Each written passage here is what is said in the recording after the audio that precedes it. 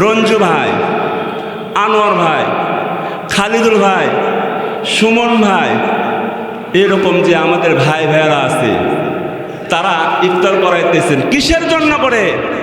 তারা শুনেছিল আলেমের মুখে যে ইফতার করালে জীবনের গুনাহ মাফ হয় এবং পূর্ণাঙ্গ একটা সব তার আমল দেওয়া হয়। সে মন দিয়ে শুনেছিল বিদায় তার মনে আশা এসে গেছে। সেই জন্য করে নিজের টাকা উপার্জন করে কষ্ট করার টাকা পয়সা দিয়ে মানুষদেরকে খিলাইতেছে। আমি এটা উপহাস করতেছি না, এটা ভালো কাজ। ভালো কাজ যখন করবেন সেই ভালো কাজের জন্য উৎসাহিত করতে হয়, এটাই সিস্টেম। আইয়ুহাল্লাযীনা আমানু কুতিবা আলাইকুমুস সিয়াম কামা কুতিবা আলাল্লাযীনা মিন ক্বাবলিকুম লাআল্লাকুম তাত্তাকুন। আল্লাহ তাআলা আয়াতে বললেন, হে ঈমানদারগণ, তোমাদের উপর সিয়াম এবং রোজা ফরজ করা হয়েছে তোমাদের পূর্ববর্তী যারা ছিল তাদের উপর যেমন ফরজ, তোমাদের উপরও ঠিক তেমন ফরজ। সুবহানাল্লাহ। আর লাআল্লাকুম তাত্তাকুন, সে আল্লাহ তাআলাকে ভয় করে তাকওয়া অর্জন করে তোমরা সেই সিয়াম সাধনা পালন করো। সুবহানাল্লাহ। তাহলে আল্লাহ তাআলাকে ভয় করতে হবে, তাকওয়া করতে হবে, করে আমাদেরকে সেই রোজার দিকে লক্ষ্য করে রোজাটা পালন করতে হবে। যদি ভয় না থাকে তাহলে হবে? কিন্তু আল্লাহ তাআলা বলতেছেন তোমাদের পূর্ববর্তী যারা ছিল তাদের ওপর যেমন ফরজ তোমাদের ওপরও তেমন ফরজ, তাই না? কিন্তু পূর্ববর্তী যারা লোক ছিল, সাহাবী ছিলেন, নবী ছিলেন, তাদের তুলনায় আমরা এমন একটা নবীর উম্মত হতে পারলাম, তাদের তুলনায় আমরা খুব বড় ভাগ্যবান। কীরকম করে? যে তাদের হায়াত ছিল বেশি, 800, 900, 1000, 1000 বছর বেশি ছিল, কিন্তু সেই তুলনায় আমাদের কিন্তু হায়াত নেই, 50, 60, 70 এইরকম।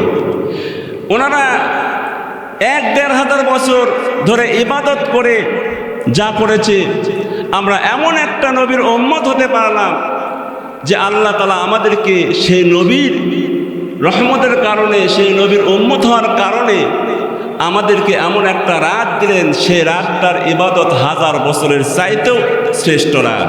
সুবহানাল্লাহ। তাহলে একটা রাত 1000 বছরের চাইতেও শ্রেষ্ঠ রাত। এই দিক দিয়ে আমরা ভাগ্যবান।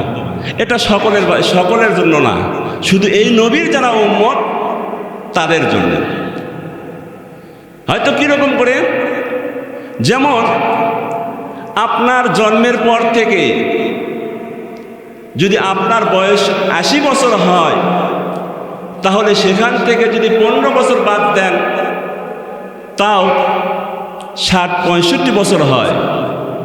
তাহলে এই 60-65 বছর আপনি আলেমের মুখে, হুজুরদের মুখে, যারা কোরআন দিয়ে কথা বলে তাদের মুখ থেকে আপনি শুনলেন যে আমাদের জন্য একটা ভাগ্য রজনী রাত আছে, লাইলাতুল কদর রাত, সেই রাতের ইবাদত 1000 বছরের চাইতেও শ্রেষ্ঠ রাত।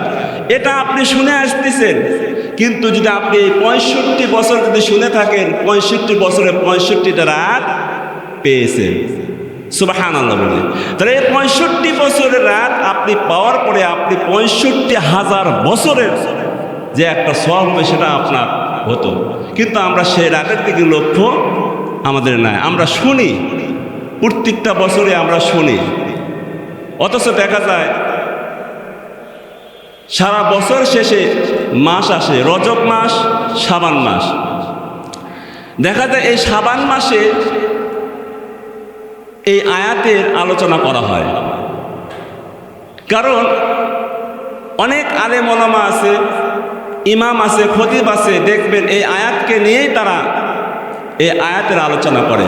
সেটা কোন আয়াত? যেটা আমি বললাম, ইয়া আইয়ুহাল্লাযীনা আমানু কুতিবা আলাইকুমুস সিয়াম কামা কুতিবা আলাল্লাযীনা মিন ক্বাবলিকুম লাআল্লাকুম তাত্তাকুন। যে এই আয়াতকে নিয়েই কথাবার্তা বলা হয়। কেন? আল্লাহ তাআলা এই আয়াতে যে কথা বলেছেন, এই জন্য করে যারা মসজিদের ইমাম এবং খতিব যারা দায়িত্বে আছে এবং হুজুর, তারা সব সময় মানুষদেরকে স্মরণ করিয়ে দেয়, তোমরা এমন একটা মাহে রমজান পাবে, এমন একটা বরকতের মাস আসবে, সেই মাসটা সারা বছর শেষে একবার আসে, আর এই মাসটা যদি চলে যায় তাহলে তোমার জীবন থেকে ওই মাসের রহমত বরকত চলে যাবে। এটা সতর্ক করে দেওয়ার জন্য ইমামেরা এই কথা বলে, তাই না? সতর্ক করা লাগে। এখন এর একটা দৃষ্টান্ত যদি আমি দিতে চাই, এই সতর্ক কেন করা লাগবে আমাদেরকে? আমরা তো প্রতি বছরই শুনি, প্রতি বছরেই আমরা এই আলোচনা শুনতেছি। তার মানে এটা একটা মৌসুম, এটা মৌসুম, বরকতের মৌসুম, নাজাতের মৌসুম, মাগফিরাতের মৌসুম, রহমতের মৌসুম। কথায় আছে, ঝড় যখন চলে আসে ওই ঝড়ের সময় আম কুড়াতে হয়। ঠিক রহমতের মৌসুম এসেছে, রহমত নিতে হবে। মাগফিরাতের মৌসুম এসেছে, মাগফিরাত করতে হবে।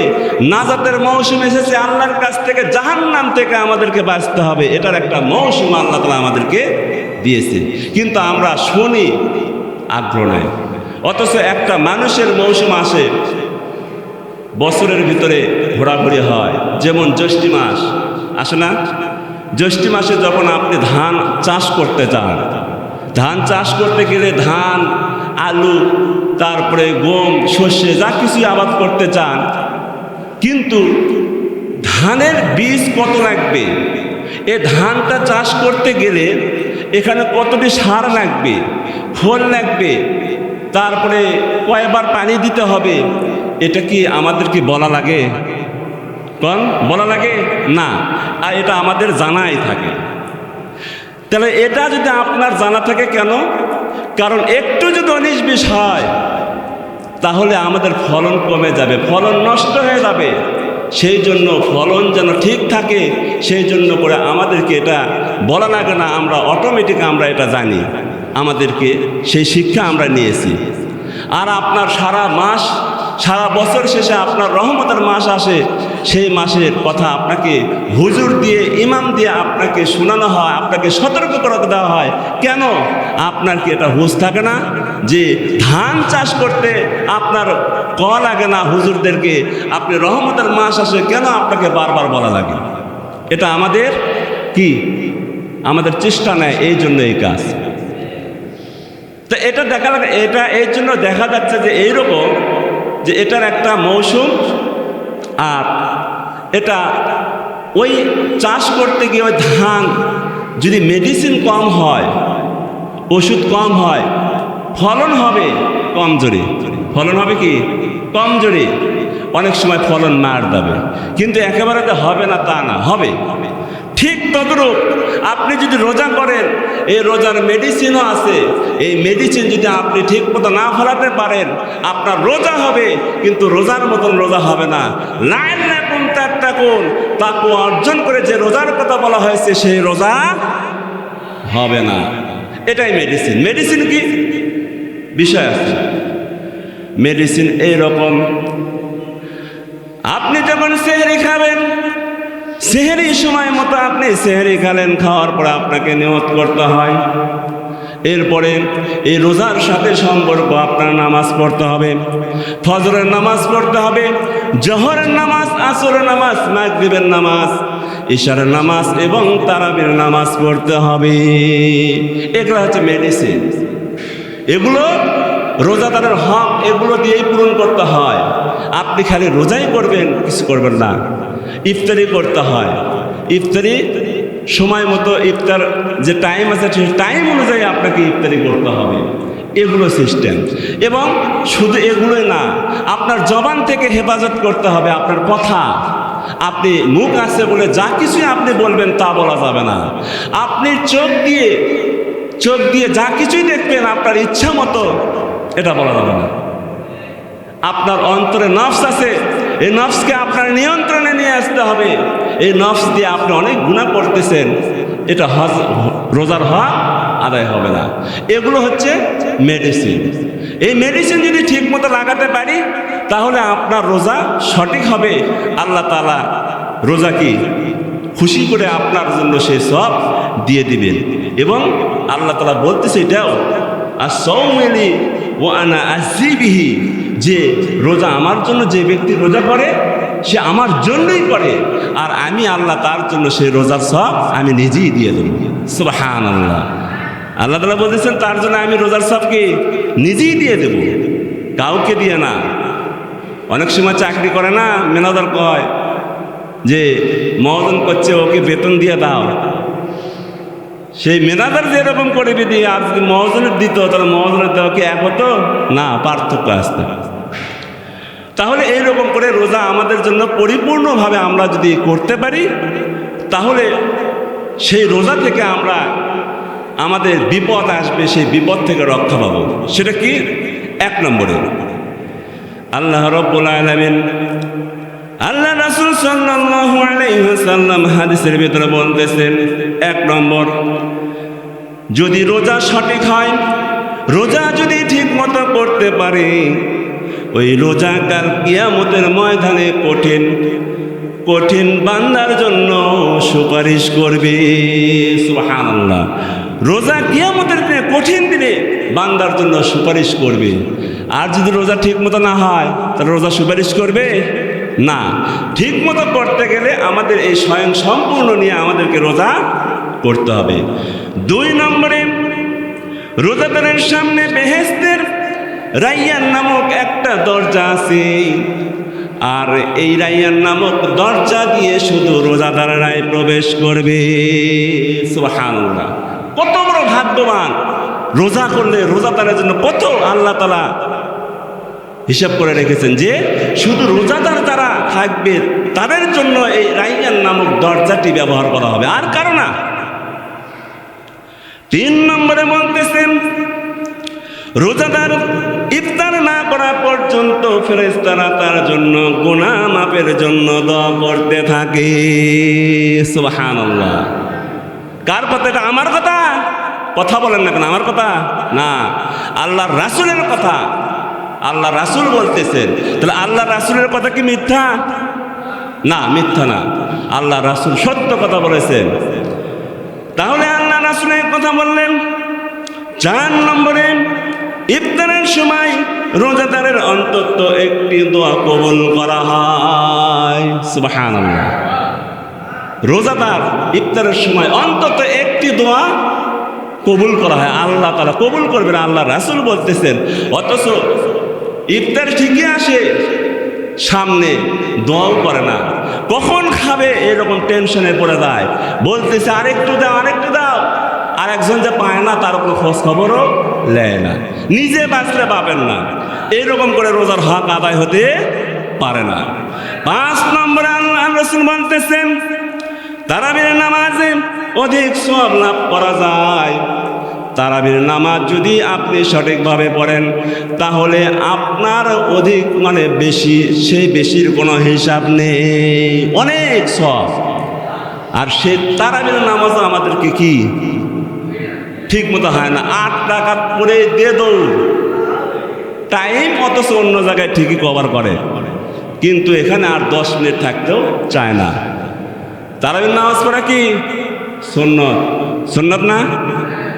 তো সুন্নাত যদি আপনার ঠিক মতো পালন না করতে পারেন, নবী কি শাফায়াত করবে? আল্লাহ রাসূল কি বলতেছেন? মান আহাব্বা সুন্নাতি ফাকাদ আহাব্বানি ওয়া মান আহাব্বানি কানা মাই ফিল জান্নাহ। আল্লাহ রাসূল বলতেছেন যে আমার সুন্নাহকে মহব্বত করবে সে আমাকেই মহব্বত করলো, আর যে আমাকে মহব্বত করবে সে আমার সঙ্গে জান্নাতে যাবে। সুবহানাল্লাহ। আর সেই সুন্নাহ আমাদের হয় না, ঠিক মতো হয় না। 6 নম্বরে এই মাসে নফল ইবাদত ফরজের সমান। চিন্তা করা যায় এই মাসে একটা নফল ইবাদত করলে সেটা ফরজের সমান হয়ে যায়। সুবহানাল্লাহ। তাহলে একটা নফল ইবাদত যদি আপনি করেন ফরজের সমতুল্য। আর এই মাসে যে ফরজ একটা ইবাদত যদি করতে পারি তাহলে ৭০টা ফরজের সমতুল্য সওয়াব দেওয়া হবে। সুবহান। লাভি আর লাভি, বরকত আর বরকত। কিসের জন্য? এই বরকত এই মাসে কোরআন নাজিল হওয়ার জন্য। ৭ নম্বরে বলতেছেন রমজান মাসে একটি রাত রয়েছে যে রাতে ইবাদত করলে 1000 মাসের অধিক সওয়াব পাওয়া যায়। সুবহানাল্লাহ। যে মাসে ইবাদত করলে 1000 মাসের অধিক সওয়াব পাওয়া যায়, বেশি, যেটা অন্য কোনো মাসে নাই। সেই মাসে সেই রাতের নাম কি? লাইলাতুল কদর। লাইলাতুল কদরের রাত আমরা যেন পাই, আল্লাহর কাছে দোয়া করব। এরপরে 8 নম্বরে বলতেছেন রোজাদারের জন্য সমুদ্রের মাছ পর্যন্ত দোয়া করতে থাকে, এমনকি ইফতারের সময় পর্যন্ত। সুবহানাল্লাহ। আমাদের এই রোজার জন্য সমুদ্রের মাছ পর্যন্ত দোয়া করতেছে, ইফতারি নেওয়ার আগ পর্যন্ত। 9 নম্বরে প্রতিদিন জান্নাতকে রোজাদারের জন্য সুসজ্জিত করা হয়। আল্লাহ তাআলা ইরশাদ করেন, আমার নেক বান্দারা দুনিয়ায় দুঃখ কষ্ট করতেছে এবং দুঃখ কষ্ট করার পরে আমার ডাকে সাড়া দিবে, তাই অতি শীঘ্রই আমার কাছে আসবে, তোমরা এই জান্নাতকে সুসজ্জিত করে নাও। সুবহানাল্লাহ। আল্লাহ তাআলা ঘর বানাইতেছে রোজাদারের জন্য, আমরা কিন্তু সেই দিকে লক্ষ্য রাখি না। রোজার এত মর্যাদা। এইরকম করে 10 নম্বরে অপর হাদিসগুলো বলা হয়েছে রমজান মাসে যে ব্যক্তি কোনো রোজাদারকে ইফতার করাবে তার এই কাজ তার গুনাহ মাফ এবং জাহান্নামের আগুন থেকে বাঁচাবার কারণ হবে। সুবহানাল্লাহ। যে ব্যক্তি ইফতার করাবে তার গুনাহ মাফ এবং গুনাহ মাফও হবে এবং জাহান্নামের আগুন থেকে তাদেরকে বাঁচাবে। শুধু তাই নয়, এবং যে ইফতার করাবে তাকেও একটা সওয়াব দেওয়া হবে, কিন্তু তার ভাগ্যে সওয়াব কমতি হবে না। সুবহানাল্লাহ। এটা আল্লাহ তাআলার বরকত। কেন? এই বরকত এই রমজান, এই মাহে রমজান মাসে কোরআন নাজিল হওয়ার জন্য করে। এই কোরআন নাজিল হয়েছে তার জন্য দাম বেড়ে যায়নি? কথা বলেন না কেন? যায়নি? আরে মরা কাঠ একটা জীবিত গাছ, এই জীবিত গাছে তো সে জীবিত গাছই, আর সেই গাছ যখন কাটা হয় গাছ কি মরা না?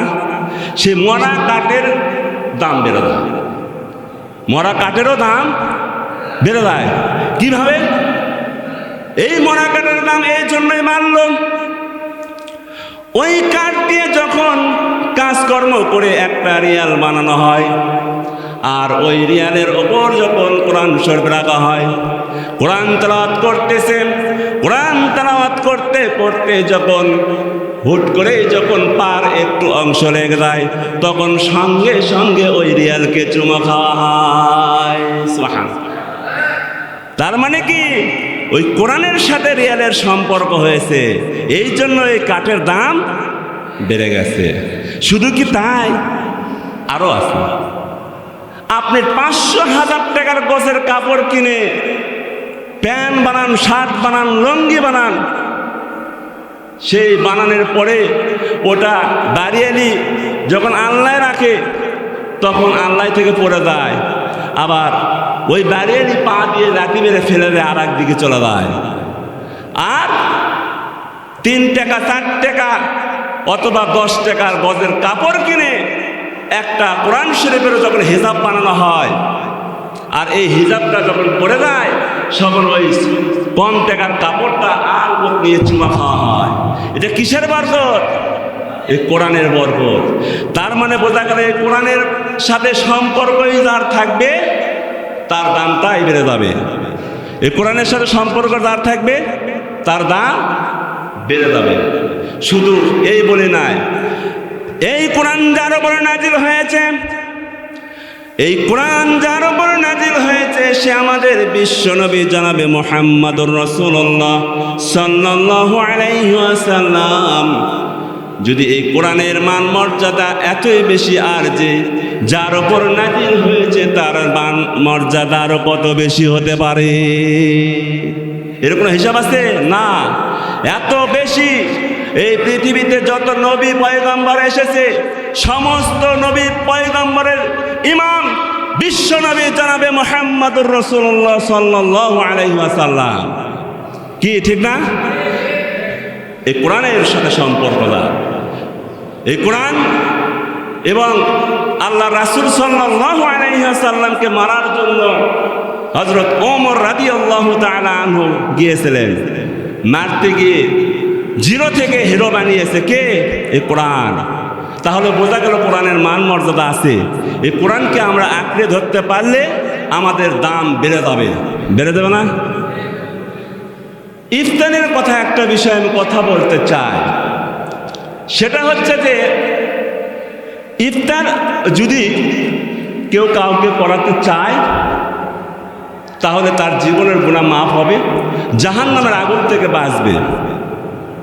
আল্লাহ রাসূল বলতেছেন শুধু তাই না, যাকে ইফতার করাবে সেই ব্যক্তির কাছ থেকে তার আমল নামে একটা সওয়াব দেওয়া হবে। সুবহানাল্লাহ। কিন্তু সেই বলে কি সেই ব্যক্তির আমল কি সওয়াব কি কমে যাবে? না, তার সওয়াব যেটুকু আছে সেটাই থেকে যাবে।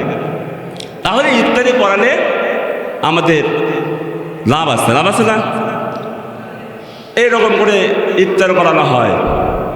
দেখেন আমাদের এই সমাজের ভিতরে কই সারা বছর শেষে একটা মাস যখন পায় তখন আমাদের কমিটির কিছু বডির লোক আছে না, যেমন রঞ্জু ভাই, আনোয়ার ভাই, খালিদুল ভাই, সুমন ভাই, এরকম যে আমাদের ভাই ভাইয়েরা আছে তারা ইফতার করাইতেছেন। কিসের জন্য করে?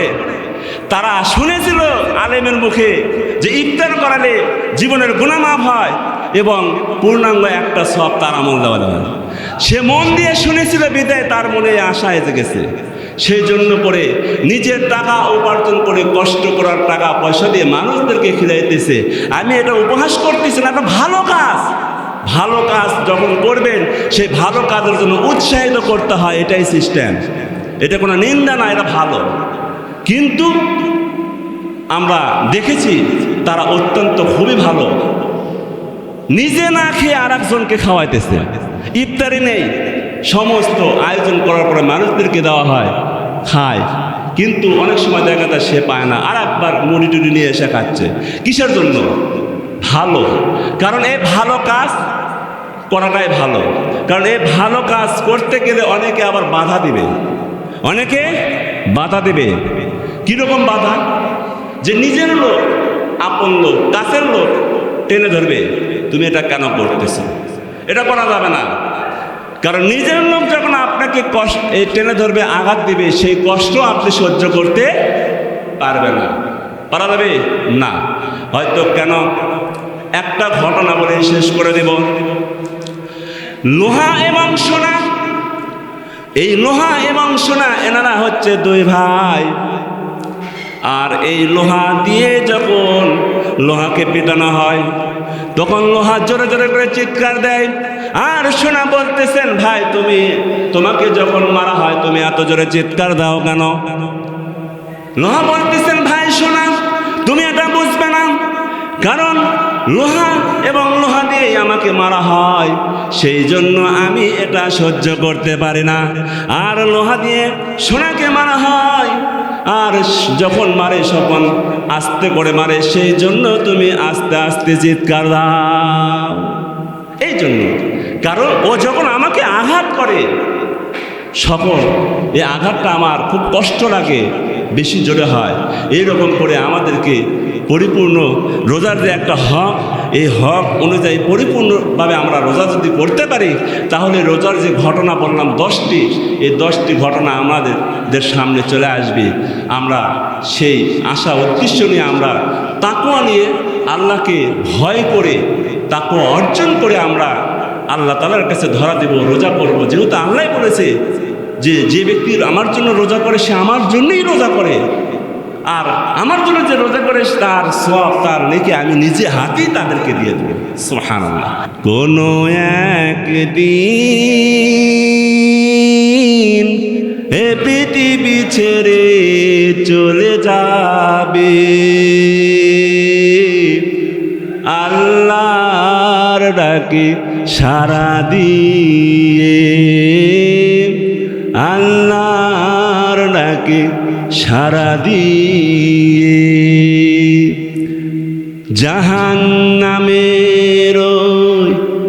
ভয় করে চলো, জাহান্নামের ভয় করে চলো, জান্নাতের আশা করো।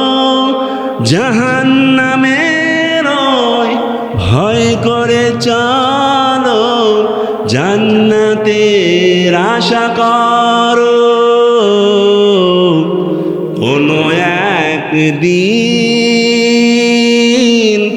এ পৃথিবী ছেড়ে চলে যাবে, আল্লাহর ডাকে সাড়া দিয়ে, আল্লাহর ডাকে সাড়া দিয়ে। পিতা মাতা আত্মীয় স্বজন, পিতা মাতা আত্মীয় স্বজন সবাই হবে তোমার পর। পিতা মাতা আত্মীয় স্বজন সবাই হবে তোমার পর। কোনো একদিন এ পৃথিবী ছেড়ে চলে যাবে,